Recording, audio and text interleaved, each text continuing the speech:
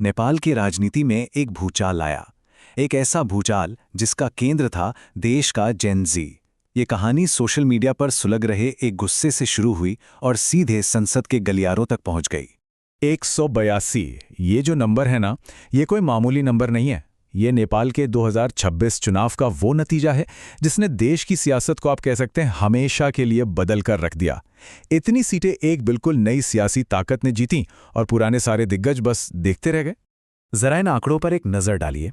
ये एक पूरी राजनीतिक व्यवस्था के ढहने की कहानी बताते हैं। देखिए, राष्ट्रीय स्वतंत्र पार्टी यानी आरएसपी, जिसके पास कल तक सिर्फ 20 सीटें थी, वो सीधे 182 पर पहुंच गई। और दूसरी तरफ नेपाली कांग्रेस और सीपीएन-यूएमएल जैसी दशकों पुरानी पार्टियों का तो करीब करीब सफाया ही हो गया। तो सवाल ये है कि आखिर इतना बड़ा उलटफेर हुआ कैसे? 2026 का चुनाव असल में सिर्फ एक चुनाव नहीं था, ये एक क्रांति थी। एक ऐसा भूचाल जिसने नेपाल की राजनीति की पूरी किताब ही पलट कर रख दी। दशकों से जमे जमाए निजाम के अंत का ये एक तरह से ऐलान था। और ये हार कोई ऐसी वैसी नहीं थी, बल्कि ये एक सिरे से खारिज किया जाना था। सोचिए, देश के सबसे बड़े नेता, यहाँ तक कि पूर्व प्रधानमंत्रियों को भी अपने ही गढ़ में हार का मुंह देखना पड़ा। यह सालों के भ्रष्टाचार और बेरोजगारी से तंग आ चुकी जनता का एक सीधा और साफ संदेश था कि अब बहुत हुआ। तो ये सब शुरू कहाँ से हुआ? इसका जवाब छिपा है 6 महीने पहले हुए एक डिजिटल विद्रोह में।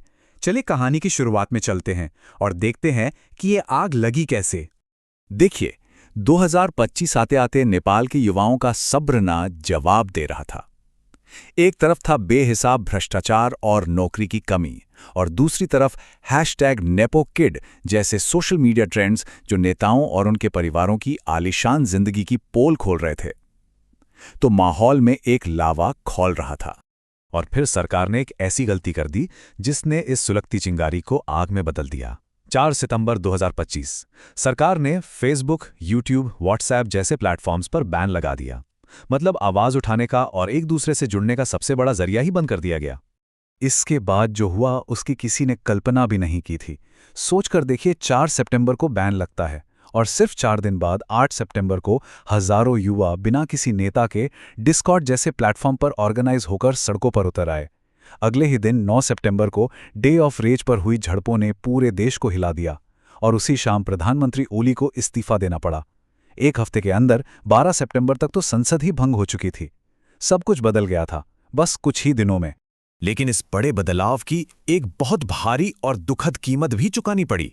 सड़कों पर हुए इन संघर्षों में कम से कम 76 जानें चली गईं। इसी नेतृत्वहीन आंदोलन की आग से एक चेहरा निकला जो इस नई पीढ़ी की आवाज बन गया, और वो नाम था बालेन शाह। बालेन शाह कोई पुराने ढर्रे के नेता नहीं थे। वो एक इंजीनियर थे, एक बहुत मशहूर रैपर थे और काठमांडू शहर के मेयर भी। उनकी यही एक अलग पहचान उन्हें पुराने राजनेताओं की भीड़ से बिल्कुल अलग खड़ा करती थी। देखिए, मेयर के तौर पर बालेन शाह ने ये पहले ही साबित कर दिया था कि वो सिर्फ बातें करने वालों में से नहीं है। उन्होंने सरकारी बैठकों को लाइव स्ट्रीम करके पारदर्शिता का एक नया स्टैंडर्ड सेट किया। सालों से जमा काठमांडू का कचरा साफ करवाया और अवैध कब्जों पर बुलडोजर चलाकर ये भी साफ कर दिया कि वो कड़े फैसले लेने से बिल्कुल नहीं डरते। और जब देश के बड़े बड़े नेता कंफ्यूज थे, तब बालेन शाह ने एक बहुत ही क्लियर स्टैंड लिया। उन्होंने 7 सितंबर को फेसबुक पर साफ साफ लिखा कि ये आंदोलन जेन ज़ी का है और उन्हें मेरा पूरा समर्थन है। इस एक पोस्ट ने उन्हें रातों रात इस आंदोलन का सबसे भरोसेमंद चेहरा बना दिया। और बस यहीं से नेपाल की फिजा में एक नया सवाल गूंजने लगा। क्या देश का अगला प्रधानमंत्री बालेन शाह होगा? इसके बाद जो चुनाव हुए वो सिर्फ एक राजनीतिक लड़ाई नहीं थी, ये एक तरह का सांस्कृतिक युद्ध था। पुरानी पीढ़ी बनाम नई पीढ़ी, परंपरा बनाम बदलाव। फर्क एकदम साफ था।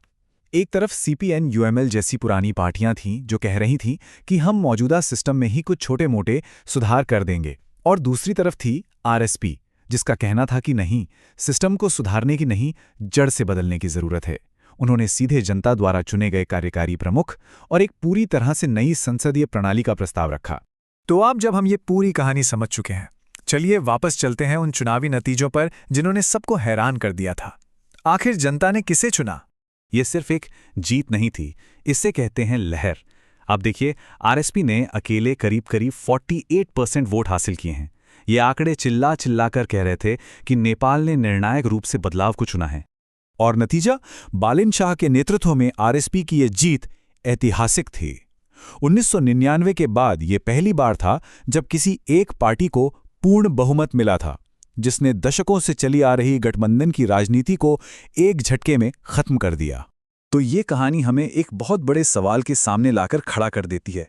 क्या सोशल मीडिया की डिजिटल दुनिया में पैदा हुआ एक आंदोलन ज़मीनी हकीकत में एक स्थायी राजनीतिक बदलाव ला सकता है? इसका जवाब सिर्फ नेपाल का ही नहीं, बल्कि शायद इस डिजिटल युग में लोकतंत्र का भविष्य भी तय करेगा।